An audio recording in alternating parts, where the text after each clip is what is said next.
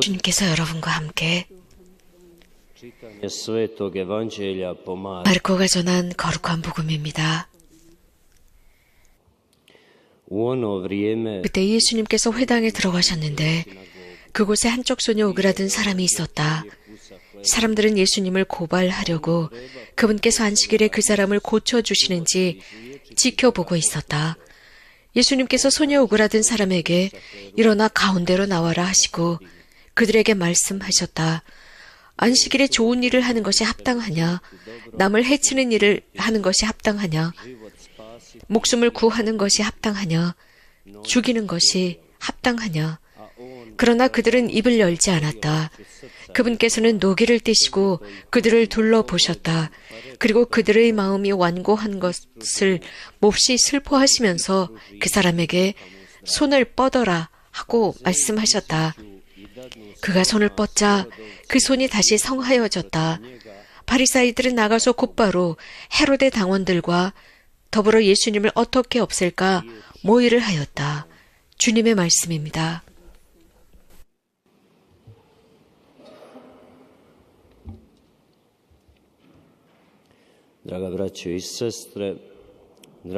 사랑하는 형제자매 여러분,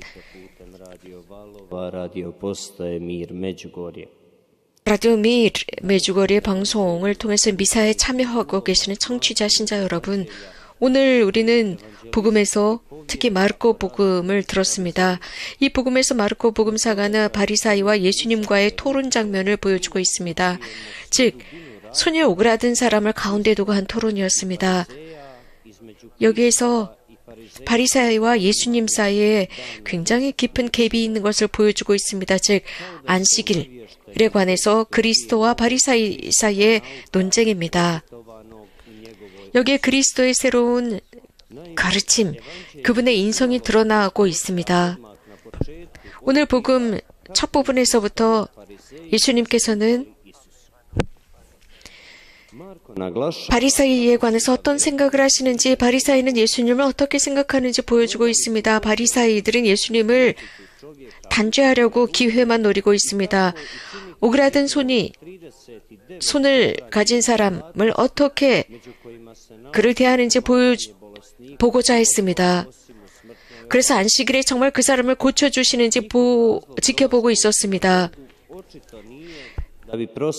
성전에 들어간다라고 하는 것은 그것은 주님의 날을 지키고 주님께 영광을 드리고 그분의 사랑을 찬미하며 구원의 모든 창조 세계에 관해서 감사를 드리기보다는 그들은 예수님의 그 말씀과 예수님의 행동을 지켜보기 위해서 성전에 들어갑니다. 그러면서 그들은 이렇게 자신들이 예수님을 정당하게 비판하고자 성전에 모이게 됩니다. 그래서 두 부분으로 나누어져 있었습니다. 즉, 한쪽은 모든 인간을 보시면서 가여운 마음을 지니신 예수님의 사랑과, 한쪽은 바리사이들, 예수님을 단죄하려고 눈에 불을 켜고 지켜보고 있는 사람들입니다. 그래서 바리사이들이 어떤 영성을 지녔는지, 또 하느님과 어떤 관계를 지녔는지를 보여주고 있습니다. 그래서 율법을 어떻게 축소시켰는지 보여주고 있습니다. 이렇게 그들은 나약한 모습을 가지고 있었고 모든 것을 컨트롤하고자 했습니다. 그래서 율법이 말하는 모든 금지 사항만을 지키고자 했습니다. 여기에서 이러한 모습들, 이렇게 그들의 영성이 잘못 가고 있는 것을 받아들일 수가 없었습니다. 예수님은 평생을 통해서 판단하는 것이 아니라 기쁨의 길을 그들에게 끊임없이 제시하고 계십니다. 이러한 복음 말씀에서 위험이 존재하고 있는 것을 보여주고 있습니다. 하느님과 율법, 바리사이적인 모습, 엄격한 모습, 연민과 사랑과 자비를 배제한 그들의 모습입니다.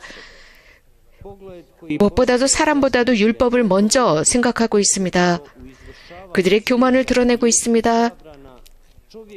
모든 하느님의 계명과 금지령 자체를 더 중요하게 여기고 있습니다. 그래서 사람의 거룩함보다 그 어떤 것보다도 우선적인 자리에 두고 있습니다. 이것은 가면과 같습니다. 그래서 이러한 가면은 자칫 잘못하면 모든 것, 하느님의 구원이 선물이라는 것을 잃어버리고 교만하게 됩니다. 이러한 바리사이의 영성은 지금도 교회의 삶 속에서 우리들의 공동체 속에서 드러나고 있습니다. 우리는 너무나도 자주 어디에서나 언제나 하나님께서 어떻게 활동하시는지 우리는 모릅니다. 그렇기 때문에 그분께 우선의 자리를 드려야 하지만 그분의 프로젝트에 우선의 자리를 드려야 합니다. 그러나 우리는 자주 여기에 한계를 둡니다. 그래서 우리들의 정의라는 잣대로 우리들의 지혜라는 잣대로 이러한 모든 것들을 잊어버리고 교회를 먼저 갖다 대고 있습니다. 하나님께서는 당신의 자녀들을 사랑하시고 창조물을 사랑하신다는 것을 잊고 살아갑니다. 하나님께서는 우리들을 체포하는 것이 아니라 우리들을 자유롭게 놓아두십니다. 그리스도께서는 우리들을 자유를 위해서 자유롭게 하셨다라고 바오로 사도는 말씀하셨습니다. 그런데 우리들의 삶 속에서 그들은 우리들의 삶 자체를 체포하고자 합니다. 하느님의 사랑을 배제했기 때문입니다. 그래서 아주 형식적으로만 이러한 율법을 지켜가고 있습니다.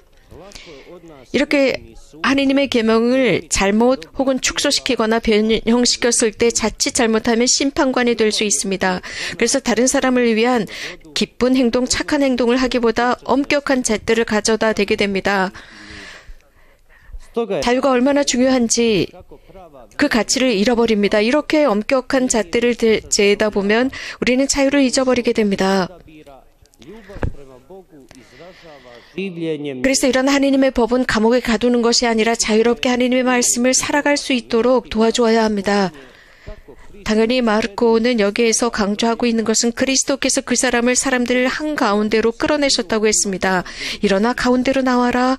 가운데라고 했습니다. 그것은 굉장히 깊은 의미를 지니고 있습니다. 그리스도께서는 그렇기 때문에 바리사인들 앞에서 이렇게 도움을 필요로 하는 사람은 항상 가운데 있어야 한다. 중심에 있어야 한다는 것을 드러내고 있습니다.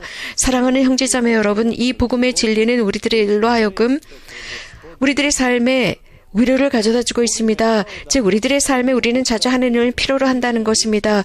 우리가 이렇게 격려를 받고 혼자가 아니라는 것, 우리들의 어려움 속에서 누군가 함께 한다는 것, 그래서 우리들이 십자가를 혼자 지고 간다는 것이 아니라 그분께서 우리들과 함께 하시고 우리들을 보살피시고 나의 고통, 나의 어려움 속에서 그분이 함께 하신다는 것을 알게 합니다. 그래서 우리를 포기하지 않는 하느님을 보게 하고 있습니다. 삶은 여러 가지 유혹이 있지만 그래도 하느님께서 우리들과 함께 하시고 또 그리스도께서 이 어려운 순간 가운데 계십니다.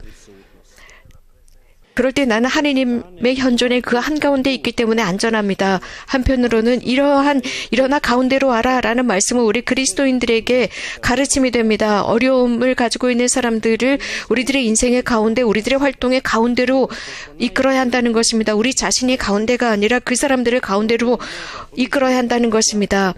내 이웃의 문제, 그 문제는 나의 사랑을 요구하고 있습니다. 그래서 이웃의 문제가 내 문제가 되어야 합니다. 그래서 기회가 된다면 그를 도와줘야 합니다.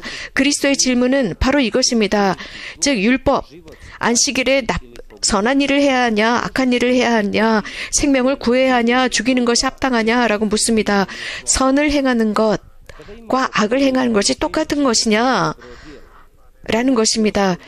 선한 활동, 도움을 필요로 하는 사람, 우리들을 필요로 하는 사람을 무시하는 것이냐, 그 기회를 무시하는 것이냐.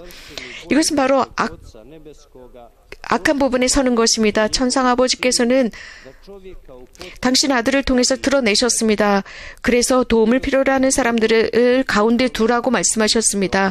간단하게 말씀드리면 우리는 의무를 소홀히 하는 죄에 빠지는 것입니다. 이들을 가운데를 두지 않으면 말입니다. 그래서 우리들의 양심이 그 상황을 잘 보고 기회가 된다면 여러 다양한 삶의 상황 속에서 그들을 도와주는 것입니다. 그래서 이러한 도움을 필요로 하는 사람을 가운데로 모시고 우리들의 사명이 무엇인지, 그래서 그리스도께서 하신 것처럼 우리도 해야 한다는 것입니다. 또 그리스도께서는 이런 말씀을 하셨습니다. 선한 일을 해야 하느냐, 악한 일을 해야 하느냐, 목숨을 구해야 하느냐, 죽여야 하는 것이냐. 오그라든 손이 펴졌습니다. 손을 뻗고 육체적인 치유가 목적이 아니었습니다. 단지 그를 영적으로 곧게 뻗게 하는 것이었습니다. 영적인 성장을 원하셨습니다. 예수님께서는 사람이 영육으로 모두 건강해지길 원하셨습니다. 그는 손만 치유받은 것이 아닙니다. 그는 가장 먼저 그의 마음이 예수님에 의해서 어루만져졌고 그의 마음은 준비되었습니다. 즉 하나님을 향해 열릴 준비가 되었습니다. 하나님께 순명하고 그분의 말씀에 순명하며 모든 것이 준비된 사람이 되었습니다. 이 환자를 예수님께서 치유하셨습니다. 그의 말씀을 들었습니다. 그의 음성을 들었습니다. 그 가운데 있었던 그 사람의 그 음성을 들었습니다. 그렇기 때문에 그의 음성을 들었기 때문에 손을 뻗어라 라는 말을 듣고 펼쳤을 때 성하여졌습니다. 이것은 신뢰였습니다. 그분의 말씀을 향한 신뢰였기 때문에 그는 고통 중에서 치유되었습니다. 하나님께 온전히 의지했고 그분의 뜻에 의지할 때 우리들의 마음은 치유받습니다. 평화를 얻습니다. 불안과 초조에서 행복과 기쁨으로 넘어갑니다. 우리가 온전히 완전하게 치유받습니다. 우리가 봉헌한 이 거룩한 미사 중에 주님께 청하도록 하겠습니다. 우리들의 삶을 당신의 사랑의 힘으로 어루만져 주십사 청합시다. 그래서 우리가 주님의 날을 바르게 깨닫고 주님의 도움을 바르게 청하며 그분의 지혜를 청해서 우리들의 필요만을 가운데로 끌어들이는 것이 아니라 도움을 필요로 하는 사람들, 우리들과 관계를 맺고 있는 사람들을 우리들의 삶의 중심에 놓도록 합시다. 아멘.